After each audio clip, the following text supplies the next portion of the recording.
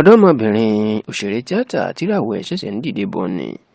Ọlámídé Ọdúnládé ó mà ti sọ̀rọ̀ lórí ìròyìn tí wọ́n ń gbé kiri pé òun àti gbajúmọ̀ olórin fújì ni Alhaji Suleiman Adékúnlé Màláíkà ẹni tọ́pọ̀ èèyàn mọ̀ sí Madiba tàbí KS1 ó mà ti sọ̀rọ̀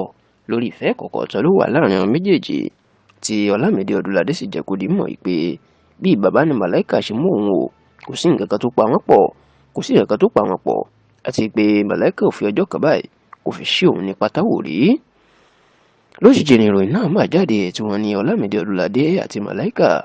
wọ́n jọ ń fẹ́ ara wọn gidigidi báyìí o, kódà tí wọ́n ní wọ́n ń kóra fúnra wọn kárakára ní inú kọ̀rọ̀ yàrá láìtaná ṣe é, tó sì jẹ́ pé oríṣiríṣi àwọn èèyàn ìlú ń gbé ọ̀rọ̀ kiri pé Ọlámídé Ọdúnládé gan-an ni àlè Màláíkà báyìí. Pàápàá bí wọ́n ṣe tún ní èyí ló jẹ́ kí Ọlámídé Ọdúnládé kó fẹ́ gbé fíìmù kan jáde tó pè ní Ọmọ Màlá, èyí tí Màláíkà náà tó wà nínú ẹ̀ láti fi tó ṣàpọ́nlé olólùfẹ́ ẹ̀. Nígbà tí ọ̀rọ̀ yìí ń jà ràìnràìn, èèyàn Ọlámídé Ọdúnládé mà sọ̀rọ̀ síta tó sì jẹ́ kó di mọ̀ pé kò sóòótọ́ nínú ìròyìn náà o. Ó ní lóòótọ́ òun fẹ́ràn Màláíkà kọjá sísọ, òun sì jẹ́ ọ̀kan láàrin àwọn ọmọ àti ọmọlẹ́yìn ẹ̀, ṣùgbọ́n ó ní eléyìí kò túmọ̀ sí pé àwọn fẹ́ra wọn. Ó ní bí ọmọ ni Màláíkà ṣe mú òun náà sì mú Màláíkà bí bàbá àti àwòkọ́ṣe. Ó ní ọ̀pọ̀ àwọn èèyàn ní Màláíkà mú bẹ́ẹ̀ tí kì í ṣe pé ó ń bá wọn sùn tàbí pé ó ń fẹ́ àwọn. Ó wá jẹ́ kó di mọ̀ o. Ó ní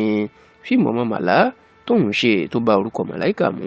ó ní yóò mì gbogbo ìlú títì o. Ó ní ṣùgbọ́n kì í ṣe nítorí pé Màláíkà bóyá àwọn fẹ́ra àwọn àbáwọn jọ lólùfẹ́ nínú ṣe nífẹ̀ẹ́ tàbí tóun fi orúkọ ẹ̀ ṣe fíìmù, ṣùgbọ́n tó ní àwọn orí ńláńlá tí Màláíkà tó ti ṣe nínú ayé òun kò kéré rárá àti rárá.